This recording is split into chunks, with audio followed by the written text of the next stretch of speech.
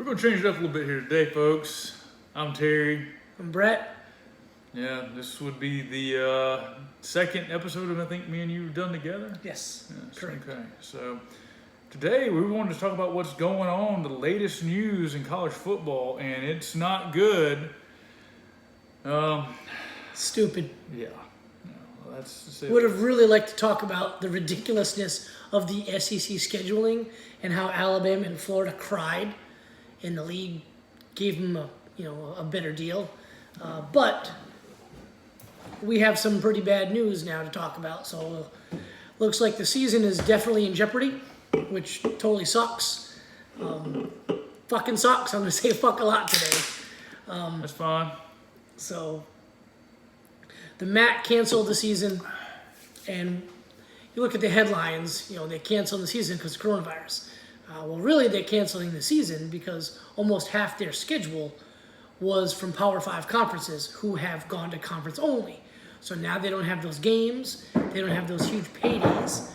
They're losing about $35 million, and that's a huge hit, obviously. So they're canceling the season. Nothing to do with positive tests. Nothing to do with, the players not being able to steer clear of trouble when it comes to getting the virus. It's basically because they're losing all that money, and it totally sucks for them. And I feel bad. I feel bad for the coaches. I feel bad for the players. It just sucks all around. They need that payday to keep going, and without it, they can't. They can't go. So they're not having a season. And I've already saw on Twitter where one of the MAC coaches said that his players are already being poached by other teams, which is kind of funny. It kind of sucks at the same time, but it's also funny. But so we got some schedules pulled up. Yeah, the first game is going to be Oklahoma is playing Missouri State Saturday, August 29th. They moved up a week in advance, I believe. That was before the new scheduling came out. But Ohio State's playing Thursday, September 3rd against Illinois. This is assuming they don't cancel everything. Yeah. Because I'm concerned about the biggest issue going on really is the backbone of the people who are running these conferences, because I don't think they have one. I mean, would you agree with that, Brett? Yeah, I mean the Big Ten, conference president come out today and said he's in favor of a spring season. Spring season is ridiculous for a number of reasons, because they want to definitely go ahead and have a fall 2021 season. So you're going to let guys play up until June, maybe July. Not happening. And then say, okay, you get a month off and come back in August from fall practice. Not going to happen. You also have, you think Justin Fields, we've talked about this actually the last time you and I were together. I said I thought Ohio State was going to win the national championship. You think Justin Fields is going to sit around and say, yeah, you know what, I'm going to hang out, we'll play in the spring. Right. No way. He's going to go train for the NFL and get drafted in April. Because newsflash, the NFL's not changing the draft. The NFL's not changing their season just because college football is having a hiccup.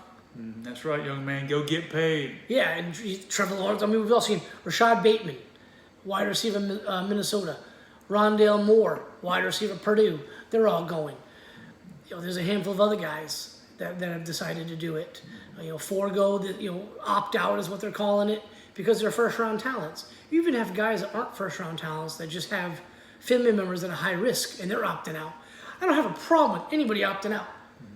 Whether you're a first round talent or you're like a seventh round talent, if you have a reason to opt out, opt out. There's a reason why there's 85 scholarships. The teams with the most depth this year are going to be more successful, obviously. Pretty much just like every other year. But, I don't have any problem. It's going to suck now seeing Rondale Moore. He's awesome. But I get it. Micah Parsons, I get it. So if this happens, if they do a spring season, you're going to see guys like Trevor Lawrence, he's going to be gone. Alex Leatherwood, Alabama. Jalen Waddle, Devonta Smith. Half of Alabama's team is going to say, peace out, dude. Going to get drafted. But it's well within their right to do so. Exactly. They're not hanging out. They got to get paid. They're not there to get an education. They're there to sell themselves to the NFL and line their pockets and take care of their families. That's the reason why they're there. Exactly. As much as people try to say student athletes, we're not idiots. We all know they would never be at Stanford. Well, that's not true. Stanford's a bad example, but half these guys wouldn't be playing. It's actually hard to get into Stanford. Yeah, Whatever. right. Yeah, moving right along. Yeah. You know, we know what they're there for. And you know, I don't have any ill will towards the guys, but there are some people that say, well, you know, if they play this year, there's gonna be an asterisk, it's gonna be a watered down version, blah blah blah. It's gonna be giant spring games. What the hell do you think it's gonna be if they play in the spring? It's gonna be the exact same thing. You're gonna be watching guys who should be redshirting playing because they have to. So I mean, again, I think college football is awesome. Any college football is better than none. But the argument where people are saying, I don't want football this fall because it's going to be watered down, well, you're going to have the same thing this spring. So just be careful what you wish for, kind of deal. So. Yeah, this is sad how everything's kind of played out.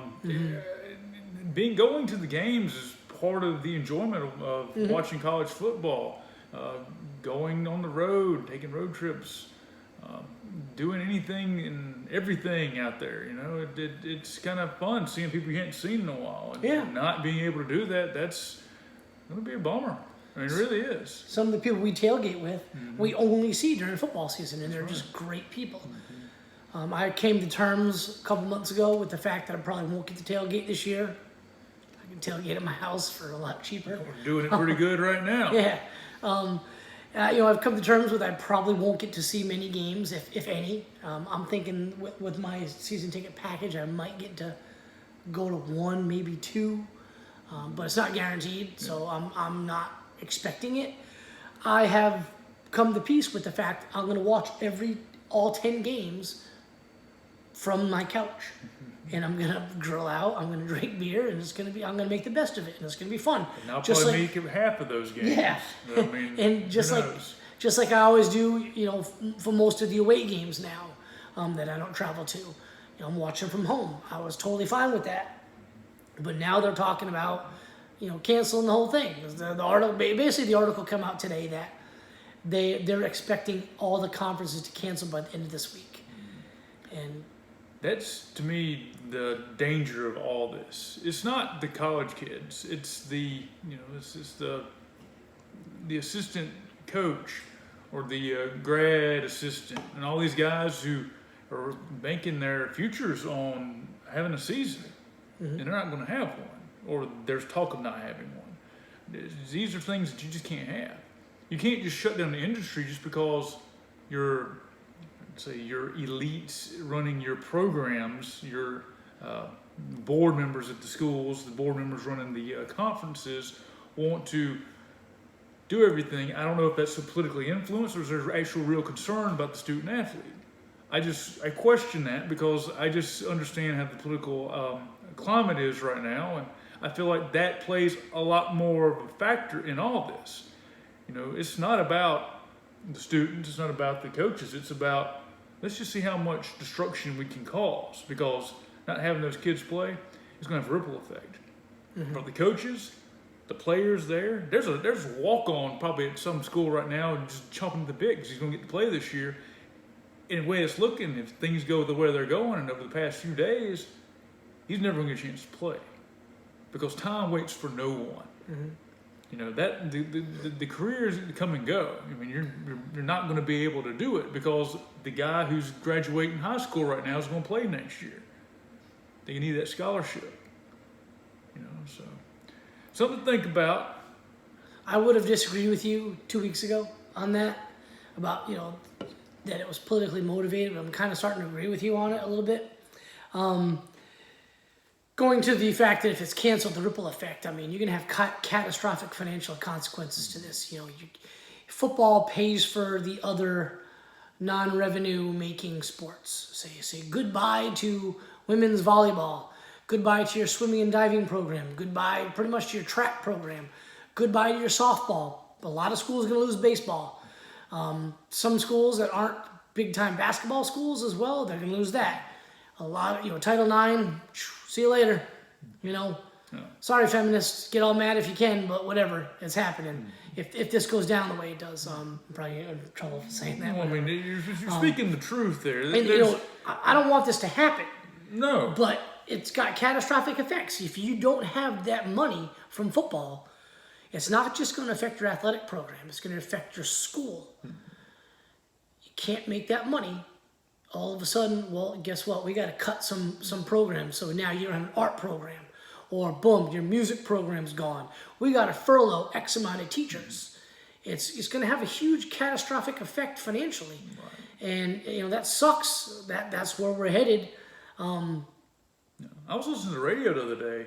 I think it was Stanford. They're cutting just about everything but baseball, football, and basketball. I mean, it's a huge number of departments that are slashing a huge part of their budget, which I don't understand about the budgeting of these schools anyway. You're talking about endowments, and some of them at the billions of dollars, yet they're doing significant cutbacks on a lot of these programs. I'm like, you could float this for a year. A lot of these schools, but yet they're choosing not to do that because they don't want to touch that endowment. Only one school in the entire Power 5 can afford to pay their athletic department if they don't play football this year. One school. I don't remember how many. I think it was like 100 something Division I programs. But in Power 5, there's only one school that can afford to pay the entire athletic department for the full fiscal school year.